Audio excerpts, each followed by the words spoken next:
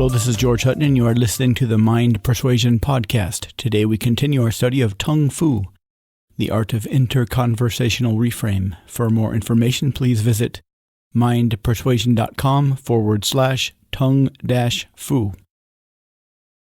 Our first objection for today is money is bad.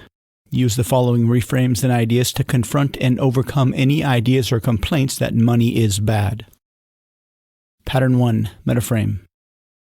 Money is really nothing more than a means of exchange. Pattern 2, change frame size. Money is only bad if it's being used by a bad person in a bad way. Pattern 3, apply to self A to A.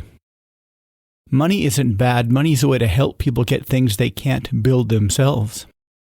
Pattern 4, apply to self B to B. What's bad are people's intentions behind some of the ways they get and spend money. Pattern 5, reality strategy. How do you know? For how long? Pattern 6, model of the world. That's an interesting model of the world. I guess humanity should go back to living the way we'd lived before money was invented, way back in 3000 BC. Pattern 7, intent. The only reason you're saying that is you feel guilty about wanting some, but everybody wants more money. That's why we keep inventing things like microwaves. Pattern 8, redefine A not equal to B. Money isn't bad. Money is simply pieces of paper that everybody agrees are worth something. And that's really more of a cultural thing, and cultures can't be bad, can they? Pattern 9, redefine B not equal to A.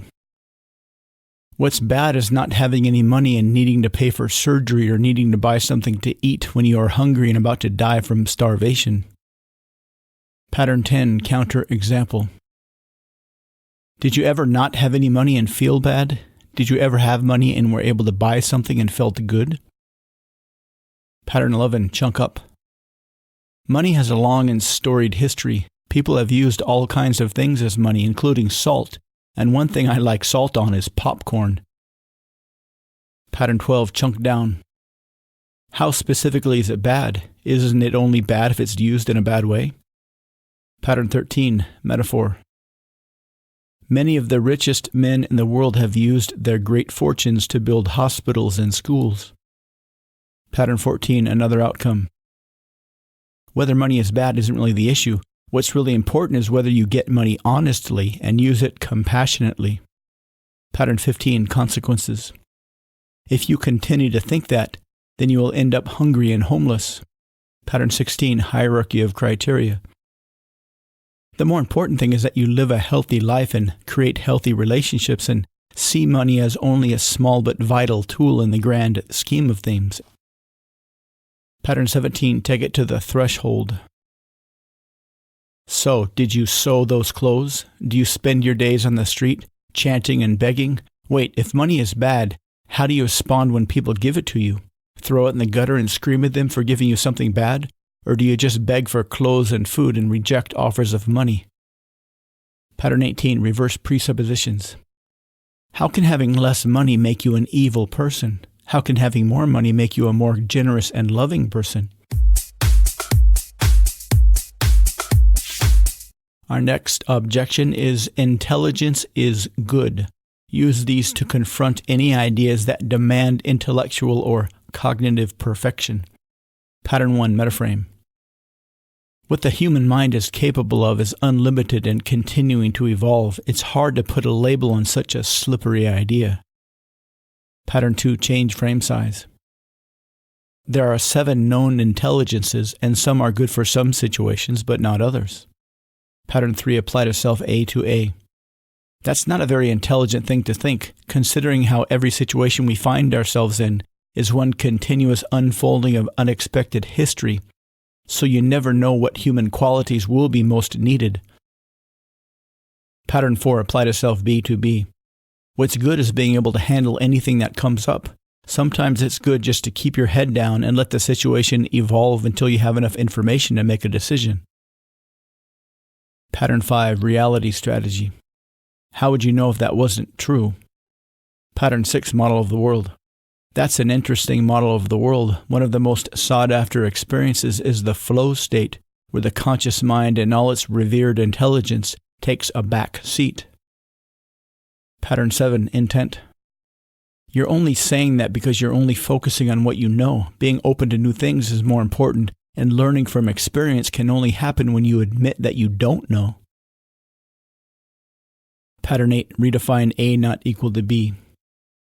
Intelligence isn't good, it's merely a tool for solving a very narrow range of technical problems. Pattern 9, redefine B not equal to A. What's good is thinking on your feet, which requires you let the situation dictate what to do and respond based on an experiential sense. Pattern 10, counterexample. Was there ever a time when being too smart got you in trouble? Often the best thing to do is to play dumb. Pattern 11, chunk up. Intelligence is one of those things that can only be quantified by using a specific form of intelligence, which is very limiting since like only notices like. Pattern 12, chunk down. What kind of intelligence are you specifically talking about? Would mathematical intelligence be appropriate for creating stunning works of art? Pattern 13, metaphor. Socrates was considered one of the wisest people who ever lived until his ideas got him killed. But even at the pinnacle of his wisdom, he noted that the smartest idea was admitting the vastness of your own ignorance. Pattern 14, another outcome. Whether or not intelligence is a good thing isn't really the issue. The more important thing as a human being is to get your needs met, and getting them met using whatever means will work so long as everybody is happy. Pattern 15, consequences. If you keep forcing the world through the small lens of intelligence, you'll miss out on all the indescribable beauty the world has to offer. Pattern 16, hierarchy of criteria. I understand intelligence can be a useful tool in many situations, but the more important thing is to understand when you are in way over your head and you need help from others. Pattern 17, take it to the threshold. So, do you calculate every permutation and potential outcome before taking any action? How long does it take you to calculate the best angle to operate from when you go in for the kiss? Pattern 18, reverse presuppositions. How can being smarter make life less enjoyable? I'm George Hutton. Thank you for listening to the Mind Persuasion Podcast. For more information, please visit mindpersuasion.com. I look forward to speaking with you again soon.